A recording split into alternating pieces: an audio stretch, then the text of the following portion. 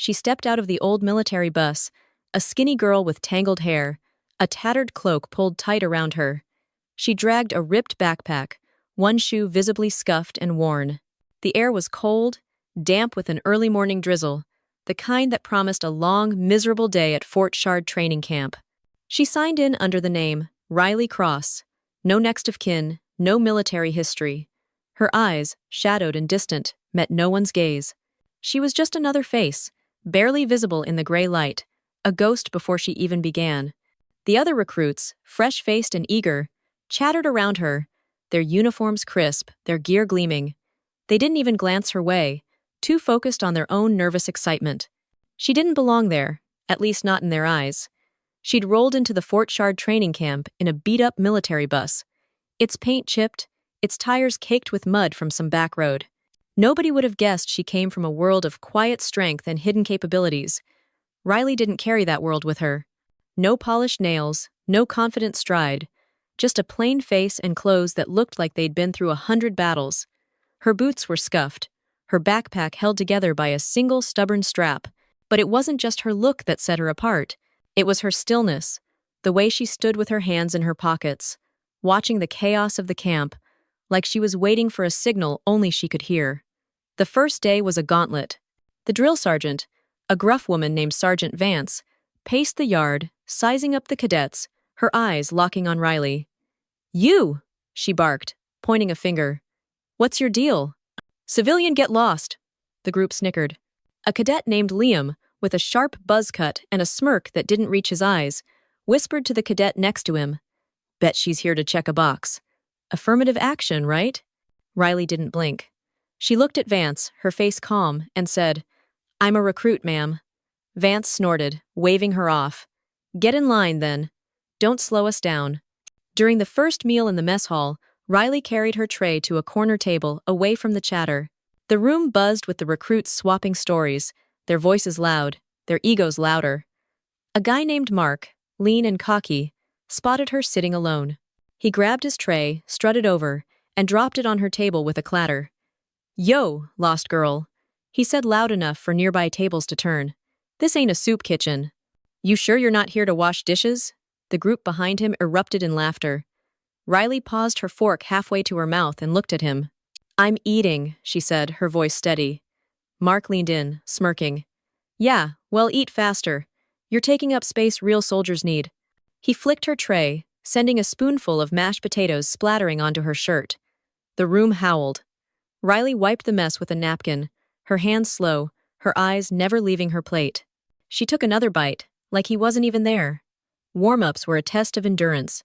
Push-ups until your arms shook, sprints that burned your lungs, burpees in the dirt under a blazing sun.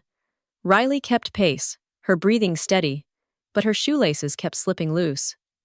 They were old, frayed, barely holding her boots together. During a sprint, a guy named Josh jogged up beside her. Josh was the group's golden boy, broad-shouldered with a grin that said he'd never lost at anything. "Yo, thrift store," he called loud enough for the whole line to hear. "Your shoe's giving up. Or is that just you?" Laughter rippled through the group. Riley didn't respond. She knelt, retied her laces with quick, precise fingers, and stood. But as she did, Josh bumped her shoulder hard. She stumbled, her hands hitting the mud, her knees sinking into the wet earth. The group howled. "What's that, Cross?" Josh said, smirking. "You signing up to clean the floors or just be our punching bag?" Riley got up, wiped her palms on her pants, and ran on. Not a word. The laughter followed her all morning. During a break, Riley sat on a wooden bench, pulling a granola bar from her bag. A cadet named Sarah sauntered over with two other cadets, her arms crossed, her voice syrupy with fake concern. "Riley, right? So, where are you even from? Did you, win a contest to be here?" Her friends giggled, one covering her mouth like it was all too funny. Riley took a bite, chewed slowly, and looked up. "I applied." She set her voice flat like she was stating the weather. Sarah's smile tightened. "Okay, but why?" she pressed, leaning in. "You don't exactly scream elite, soldier. I mean, look at your everything." She waved a hand at Riley's muddy t-shirt, her plain brown hair. Riley set her granola bar down, leaned forward just enough to make Sarah flinch. "I'm here to train," she said. "Not to make you feel better about yourself." Sarah froze, her cheeks reddening. "Whatever," she muttered, turning away. "Weirdo." "Hey, hold up for a sec. If this story is grabbing you, can you do me a quick favor? Pull out your phone, give this video a like, maybe drop a comment below, just a word or two, about what's hitting you, and hit subscribe.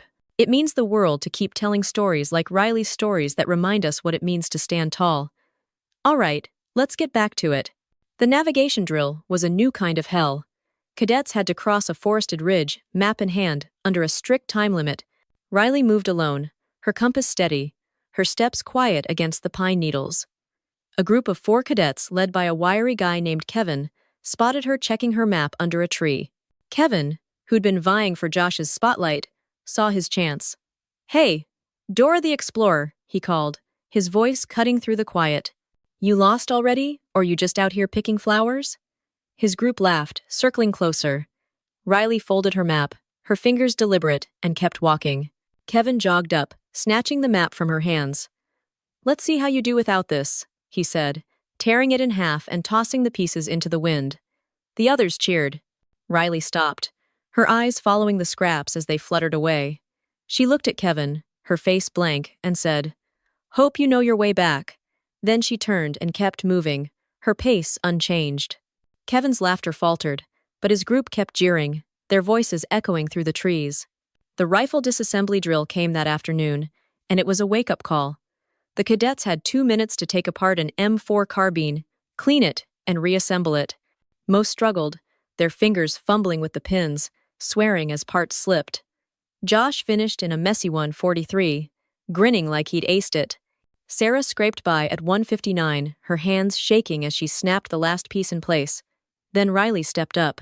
Lieutenant Blake, a young officer with a dismissive smirk, handed Riley a strange rifle, deliberately sabotaged, its mechanism misaligned.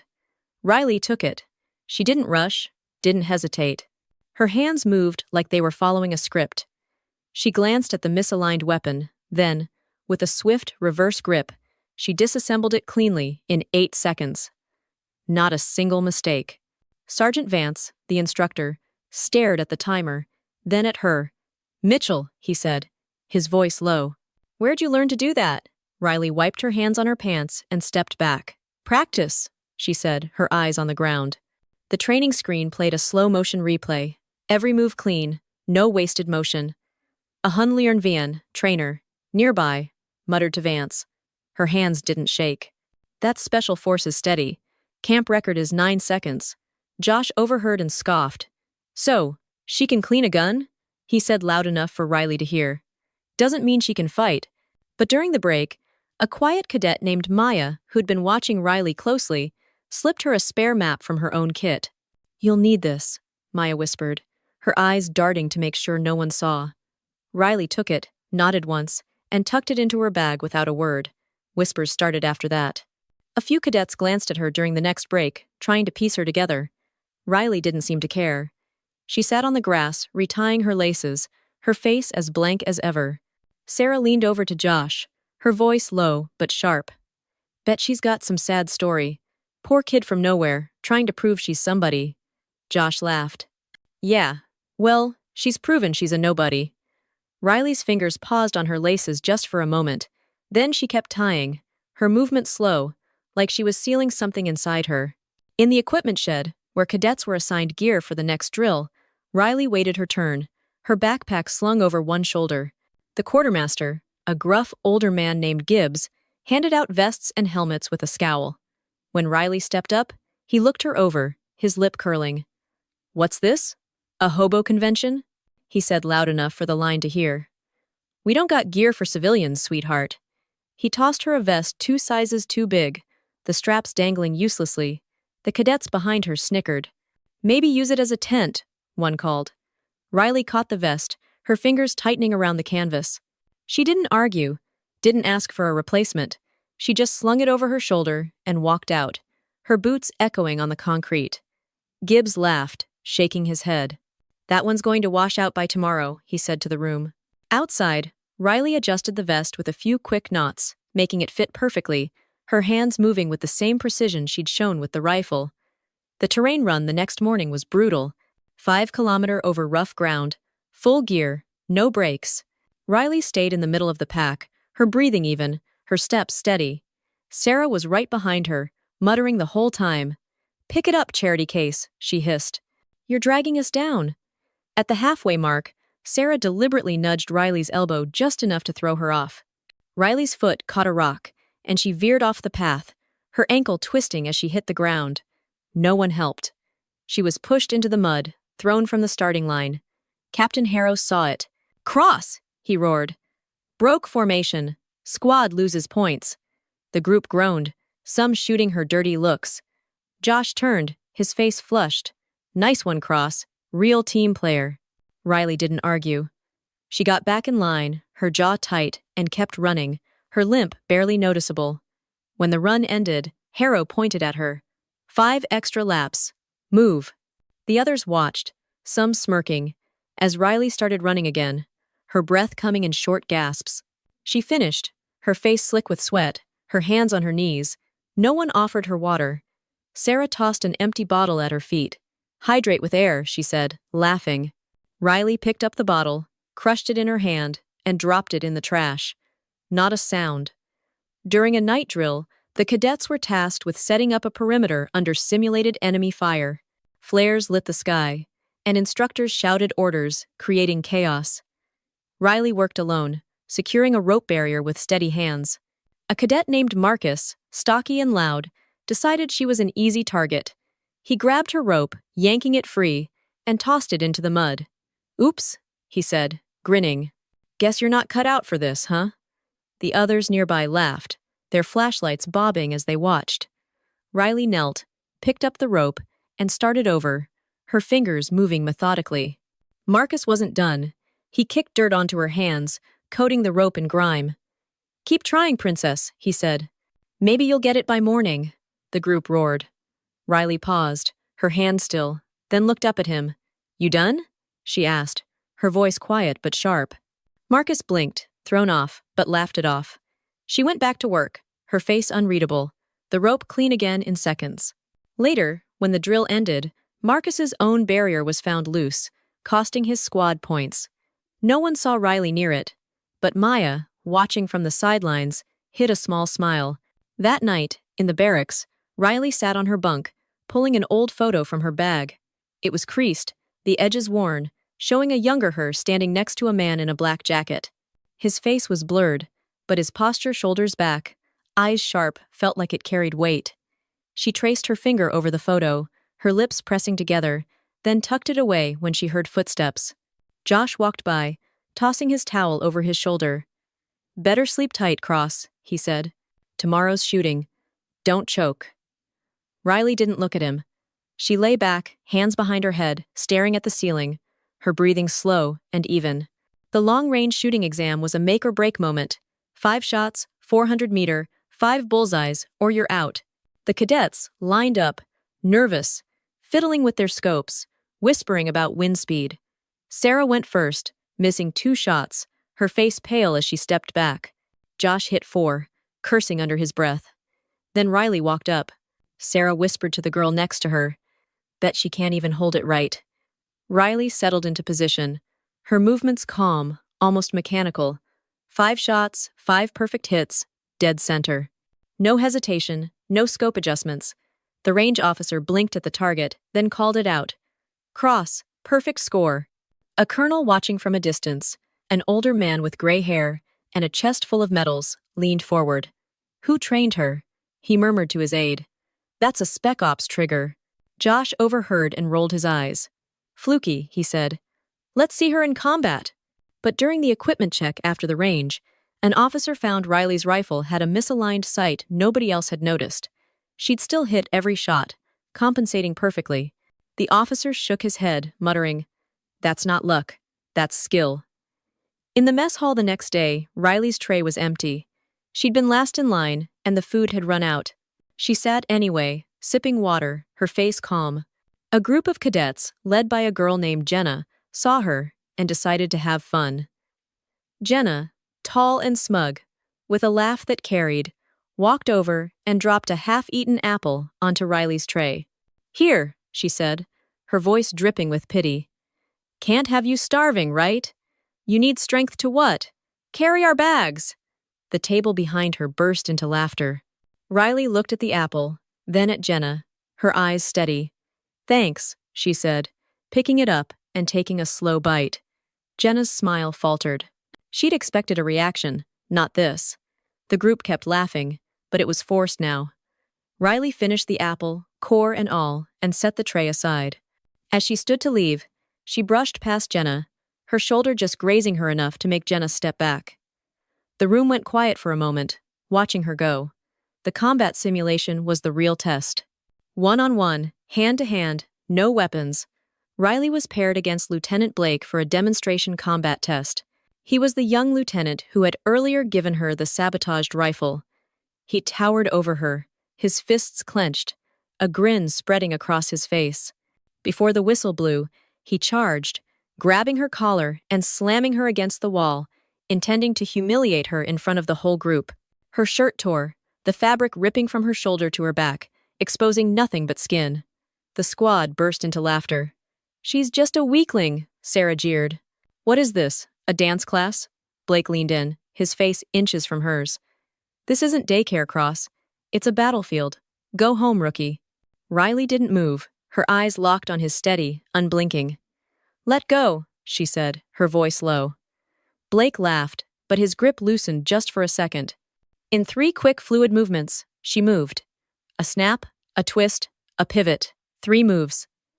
Lieutenant Blake collapsed, his arm grotesquely bent. The training stick he held was now a twisted, useless piece of plastic, lying on the ground. Riley stood straight, not even breathing hard. The yard went silent. The colonel, the one who'd been watching, stepped forward, his boots crunching on the gravel. His eyes widened, his face pale. "Who gave you the right to wear that mark?" he asked, his voice shaking. Riley stood there, her back straight, no tattoo on her skin, but a profound quietness that spoke volumes. "I didn't ask for it," she said quietly. "It was given by necessity. I trained under the harshest conditions for 6 years." The colonel froze, then straightened, his hand snapping to his forehead in a salute. The other officers stared, their mouths open. Josh stumbled back, his face drained of color. An aide whispered, "No one moves like that unless they're elite." Sarah's smirk vanished. She looked away, her hands trembling. During a strategy briefing the next morning, Riley sat in the back, her notebook open, her pen moving quickly. The instructor, a stern woman named Major Clean, was explaining defensive tactics when she called on Riley, her tone sharp. "Cross, you got something to add, or you just doodling back there?" The room turned, expecting her to shrink. Riley looked up, her pen still, and said, "Your flank's exposed on the left. You'd lose half your unit in an ambush." Klein blinked, caught off guard. She glanced at the diagram, then back at Riley. "Explain," she said. Riley stood, walked to the board, and drew a quick adjustment, her lines precise. "Shift your scouts here," she said. "Cuts their angle of attack." The room was silent. Klein nodded slowly, then said, "Noted. Sit down." As Riley returned to her seat, Sarah whispered, "Teacher's pet now." But Klein overheard and snapped, "Quiet, cadet. She just saved your hypothetical lives." Sarah's face burned, and the room shifted, eyes lingering on Riley with new respect. The name of the special unit Riley was part of was a ghost itself, a whisper from a unit erased from records 5 years ago. No one spoke of it openly, but the stories lingered. Missions that never happened, operatives who vanished, a leader who trained only a few, each marked not with a tattoo, but with an unparalleled skill. Riley didn't look at the colonel, didn't look at anyone. She pulled her torn shirt closed and walked to the edge of the yard, her steps slow, deliberate. The silence followed her, heavy, unbroken. Josh couldn't let it go. His pride wouldn't allow it. He stood in the middle of the yard, his fists clenched, his voice echoing. "So, what if she's fast?" he shouted. "Prove it in a real fight." The cadets looked at each other, unsure. Riley stopped walking. She turned, her eyes cold, and said, "If that's what you want." She didn't fix her shirt, just let it hang, her stance calm but unyielding. Josh charged, swinging wildly, his fists aimed at her face. Riley dodged every punch, her movements fluid, almost effortless. He yelled, "Hit me already!" She didn't. She let him tire himself out, his swings getting sloppier, his breath ragged. Then in one motion, she stepped forward. A snap, a choke, her arm around his neck. A twist, a pull. 8 seconds. Josh collapsed unconscious, his body limp on the ground. No one spoke. Captain Harrow walked over, his face unreadable. He looked at Josh, then at Riley, then at the group. "Effective immediately," he said. "Riley Cross is honorary instructor. You'll learn from her." Riley didn't nod, didn't smile. She picked up her backpack, pulled her torn shirt closed, and walked off. The cadets parted for her, their eyes down, their laughter gone. During a live fire exercise the next day, Riley was assigned to lead a small team through a mock urban assault. Her group included Sarah, who rolled her eyes at the assignment. As they moved through the course, Sarah deliberately ignored Riley's signals, rushing ahead and triggering a tripwire that set off a deafening siren. The exercise halted, and Harrow stormed over, his face red. "Cross, your team's a mess," he bellowed. Sarah smirked, whispering to Mark, "Told you she's useless." Riley stood there, her hands steady, and said, Sarah broke formation. I signaled her to wait. Harrow turned to Sarah, who shrugged. "Didn't see it," she lied. The group snickered, blaming Riley for the failure. She didn't argue, just nodded and said, "Understood, sir." But as they reset, an overhead drone replay showed Sarah ignoring the signal clear as day. Harrow watched the footage, his jaw tight, and docked Sarah's squad points. The group's laughter died, and Sarah's face went pale. The camp changed after that. The air felt heavier, the whispers quieter. Riley stood at the front of the yard the next day. Her backpack over one shoulder, her t-shirt swapped for a plain black one. She didn't bark orders, didn't raise her voice. She just showed them rifle drills, combat stances, moves that looked simple but took years to perfect. The cadets watched, some scribbling notes, others just staring. Sarah sat in the back, her arms crossed, her face pale. Josh wasn't there. Word was he'd been sent to medical, then reassigned to a desk job at a base in the middle of nowhere. No one talked about it, but everyone knew. In a first aid drill, Riley was paired with Mark, who'd mocked her in the mess hall. They had to treat a simulated casualty under time pressure. Mark, eager to show off, shoved Riley aside as she reached for the bandage kit. "I got this," he said loud enough for the group to hear. "You'd probably just make it worse." He fumbled the bandages, wrapping them too loose, blood seeping through the dummy's fake wounds. The instructor, a medic named Carter, shook his head. "You're killing him, cadet." Mark's face reddened, and he snapped. "She distracted me," pointing at Riley. The group laughed, egging him on. Riley stepped forward, her hands steady, and redid the bandages in seconds, her wraps tight and perfect. Carter nodded, impressed. "That's how it's done," he said.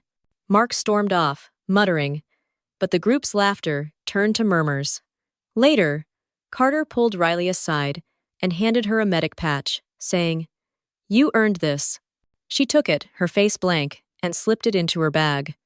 A week later, during a break, an officer approached Riley. He was young, nervous, clutching a clipboard. "Ma'am," he said, his voice low. "There's someone here for you." Riley looked up, her eyes narrowing. She followed him to the camp's entrance, where a man stood waiting. He was tall, broad-shouldered, with short-cropped hair and a face that gave nothing away.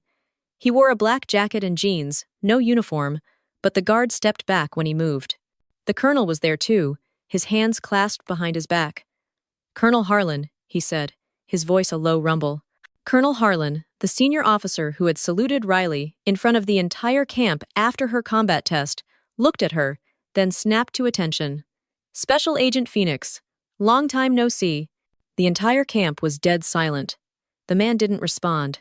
He looked at Riley, his eyes softening for a moment. She walked up to him, her face unreadable, and stopped a few feet away. "You didn't have to come," she said. He tilted his head, almost smiling. "Yeah," he said. "I did." The cadets watching from a distance went quiet. Sarah, standing nearby, dropped her water bottle, the plastic clattering on the ground. The colonel cleared his throat, addressing the group. "This is Colonel Harlan," he said. Riley is part of a unit you don't need to know about." The words hit like a shockwave. Riley's true file was opened. Riley Novak. Special Agent Phoenix, a unit that once destroyed Northern Europe's largest arms trafficking network, missing for 3 years on a classified mission. "Why are you back?" Colonel Harlan asked, his voice low, filled with respect. Riley's gaze swept over the cadets, her expression unreadable. "I wanted to know if the new recruits now are worth trusting my life to them." Colonel Harlan nodded, his face grim. The cadets looked at each other, their faces pale. The man put a hand on Riley's shoulder, and they walked to the pickup she'd arrived in. The engine roared to life, and they drove off, the dust kicking up behind them. No one moved until the truck was gone. During a final review, the camp's top brass gathered to evaluate the cadets' progress. Riley's name came up, and the room went quiet. A junior officer, unaware of her story, suggested cutting her for lack of leadership. The colonel, the same one who'd saluted her, leaned forward, his voice low. "Novak's file is classified," he said. "But I'll tell you this, she's the only one here who could have run this camp blindfolded." He pulled out a sealed envelope, stamped with a Phoenix emblem, and slid it across the table. "Her evaluations from Phoenix Unit. Read them, then tell me who's lacking." The officer opened it, his hands trembling, and went pale. The room stayed silent as he read, his eyes widening with every line. Riley wasn't there. She didn't need to be. Her truth was already rewriting the story. The fallout was swift. Sarah's sponsorship with a defense contractor vanished after a video of her mocking Riley went viral. It wasn't Riley who posted it, just a cadet with a phone and a sense of justice. Sarah left the camp a week later, her head down, her bags packed. Josh's reassignment wasn't the end for him either. His name came up in an internal review, and he was discharged for conduct unbecoming. The others, the ones who'd laughed, who'd tossed empty bottles, didn't face formal punishment, but they carried something heavier. Shame. The kind that lingers, that makes you avoid mirrors. Riley didn't return to the camp for graduation. She left a day before, leaving her 0 name tag hanging in her barracks room. Some said she was with Colonel Harlan, running a training program no one could confirm. Others said she'd vanished, just like the Phoenix unit. But the cadets who'd seen her, who'd watched her move, who'd felt the weight of her silence, they didn't forget. The entire troop's training regimen was changed after that, more rigorous, more realistic combat scenarios, and always an empty bed at the end of the row. Because maybe 0 would return. They told her story, passed it down, let it grow. Not a legend, not a myth, just the truth of a woman who didn't need to shout to be heard. Years earlier, Riley had been different. Not softer, but younger, her edges less defined. She'd trained in a compound nobody knew existed under a man whose name was never spoken. He'd chosen her not because of her family's money, but because of her quiet, because she listened, because she moved with purpose. 6 years she'd learned his ways. The rifle, the choke, the way to stand, so the world noticed without you saying a word. He'd given her the mark himself, the needle biting into her skin as he said, "This isn't a badge, it's a promise." She'd nodded, her jaw tight, and carried that promise ever since. Back in the camp, the days after her departure felt hollow. The cadets trained harder, but the energy was different. They'd seen something they couldn't unsee. During a night drill, one of the younger recruits, a kid named Sam, found Riley's old photo in the barracks, tucked under a bunk. He held it up, squinting at the blurred man in the black jacket. "Who was she really?" he asked the group. No one answered. Sarah, still there, but quieter now, looked at the floor. Sam slipped the photo into his pocket, not sure why, but feeling like it mattered. The consequences kept coming. The defense contractor who dropped Sarah faced a PR nightmare when the video spread further. Their stock dipping as online forums lit up with outrage. Josh's reassignment wasn't just a footnote. His family name, once respected, became a cautionary tale in military circles. Captain Harrow, who'd yelled at Riley for breaking formation, was called into a meeting with the colonel. Nobody heard what was said, but Harrow was quieter after that, his orders less harsh, his eyes scanning the yard like he was looking for something he'd missed. Riley's story didn't end with the camp. It spread, carried by the cadets, by the officers, by the whispers that followed her name. It reached the older folks, the ones who'd been judged their whole lives, who'd been told they didn't belong. They heard about the woman who'd walked into a room full of scorn and walked out with a salute. They understood her silence, her steady hands, the way she didn't need to explain herself. Her story was theirs, a reminder that truth doesn't need a megaphone, it just needs time. In the end, it wasn't about the broken arm or the rifle or the choke that dropped Josh. It was about Riley's presence, the way she carried her pain, her past, her power, all without a word. She didn't need to prove herself. The world caught up like it always does. And for everyone who'd ever been pushed aside, her story was a quiet promise. Your time's coming. Hold your ground. You're enough. Where are you watching from? Leave a comment below and hit follow to walk with me through heartbreak, betrayal, and finally healing.